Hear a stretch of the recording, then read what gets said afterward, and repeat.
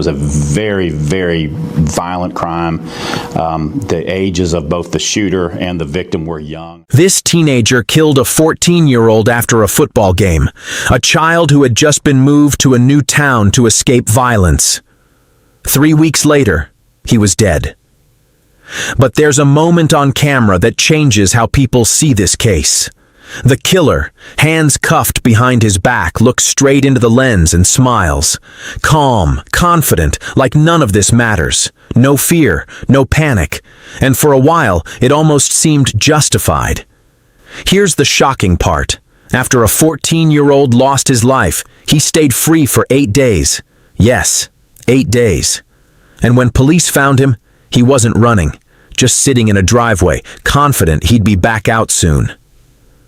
That same confidence followed him into court, until a judge spoke and everything changed. This young boy's name was Emmanuel Dorsey, and by every account from the people who knew him, he was exactly the kind of kid who made life feel a little louder, full of energy, always cracking jokes, the kind of presence that filled a room without trying, the kind of kid people remembered not because he demanded attention, but because he brought warmth with him wherever he went.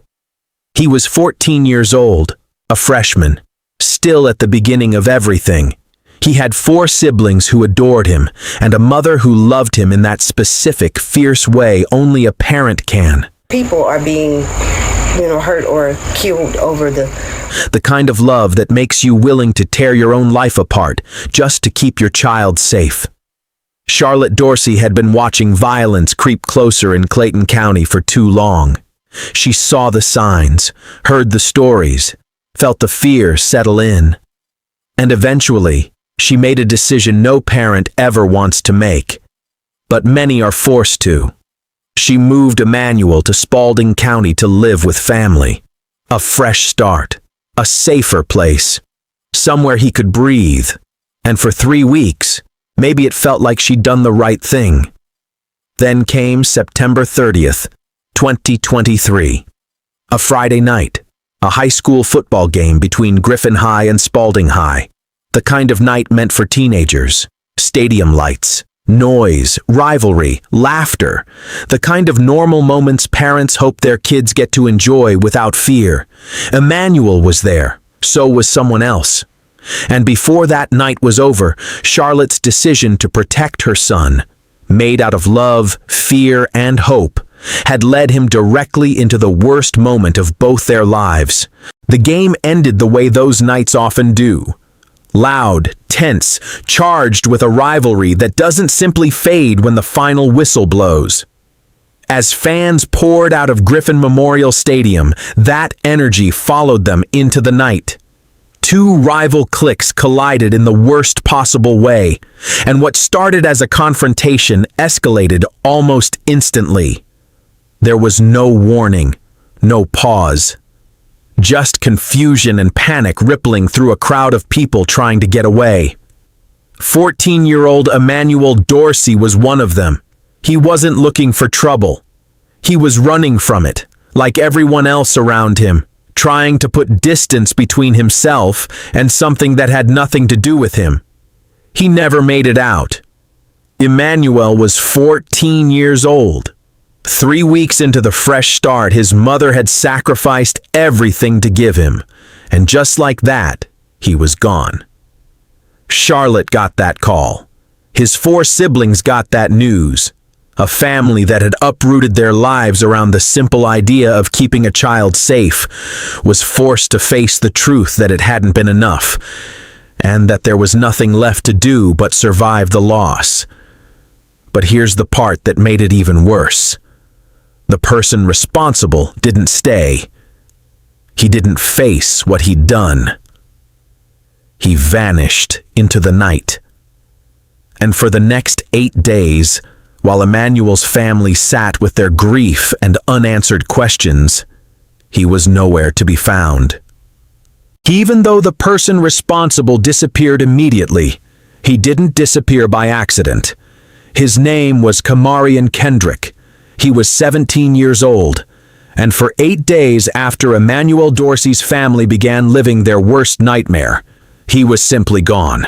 not turning himself in, not cooperating, not facing anything, just gone, protected by people who knew exactly what had happened and still chose to hide him anyway.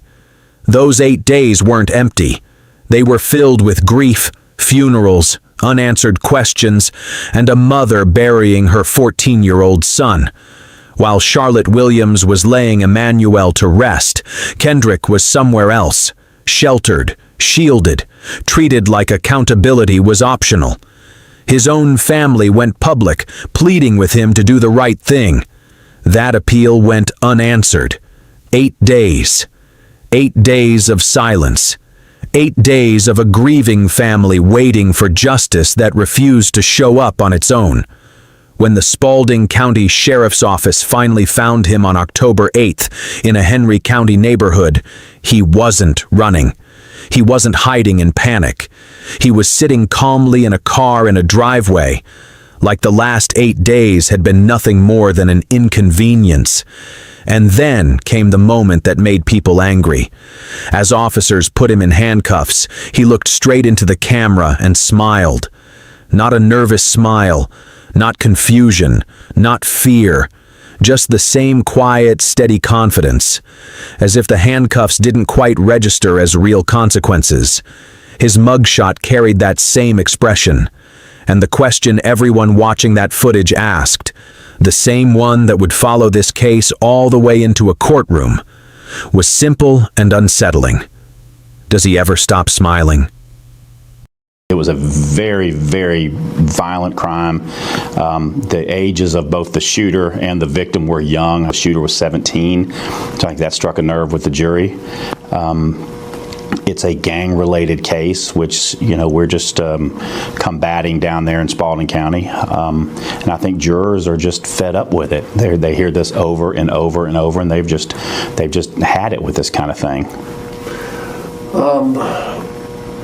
What played for the jury in terms of the victim, 14 years old? And it seems to me that maybe his family had moved him down there to get him away from gang violence. That's correct.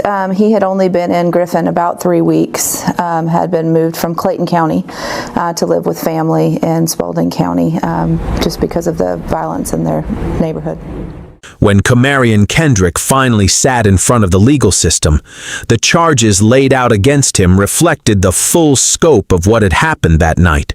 Felony murder, 2 counts of aggravated assault, possession of a firearm during the commission of a felony, possession of a handgun by a person under the age of 18, and 3 counts under Georgia's Street Gang Terrorism and Prevention Act.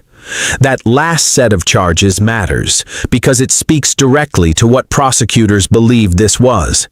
Not a random moment of chaos, but something tied to a culture of rivalry and affiliation that put an innocent 14-year-old in the wrong place at the wrong time.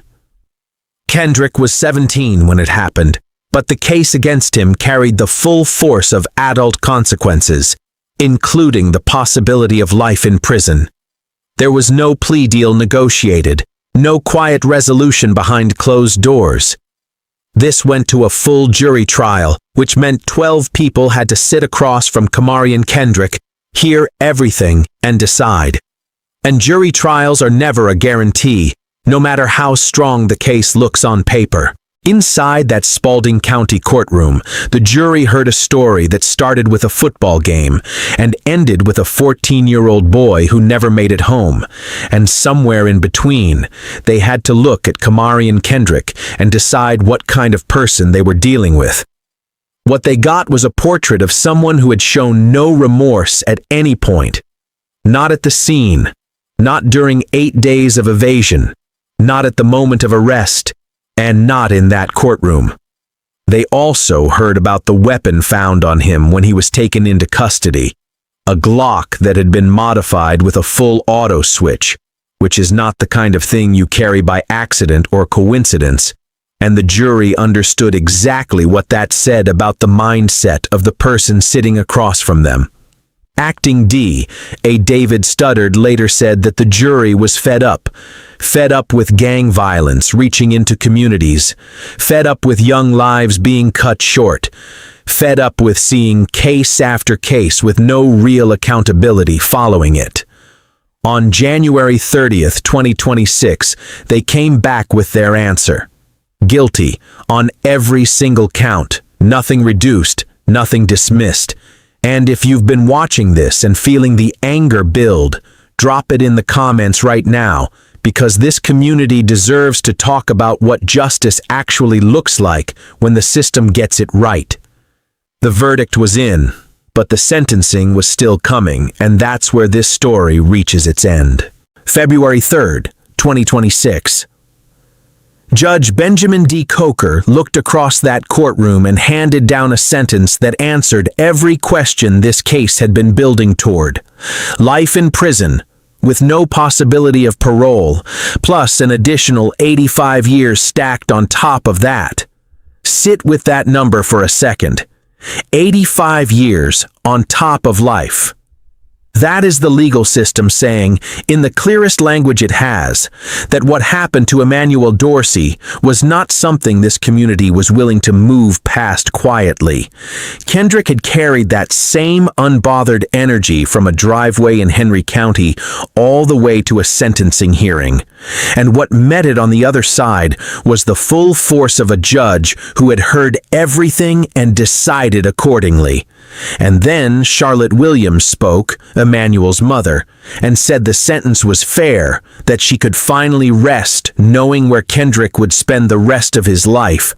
But she also said something that stopped people in their tracks, that she felt sorry for him, a young man who threw his entire future away because no one put the right guidance in front of him at the right time. That kind of grace doesn't excuse anything. It just reminds you that the person who lost the most in this story still found a way to be the most human person in that room. There are a few things this case leaves behind that are worth sitting with. The first is that gang culture doesn't only consume the people directly inside it, it reaches outward, and sometimes it finds a 14-year-old boy who had nothing to do with any of it, whose only connection to that world was being in the same place at the wrong moment. The second is that confidence without conscience isn't strength. Kaomarion Kendrick walked through every stage of this case like the rules were someone else's problem, and he will spend the rest of his life inside a cell learning otherwise. And the third, the one that stays the longest, is Charlotte Williams, standing in that courtroom after everything she had been through and choosing grace over bitterness. Not for Kendrick's sake, but because that's who she is, and no amount of loss was going to take that from her. Emmanuel's family moved him for safety. The system gave them the only answer it had left to give. That has to be enough, even when it isn't. If this story stayed with you, the video on your screen right now is worth watching next. Same channel, same commitment to telling the truth about cases that matter.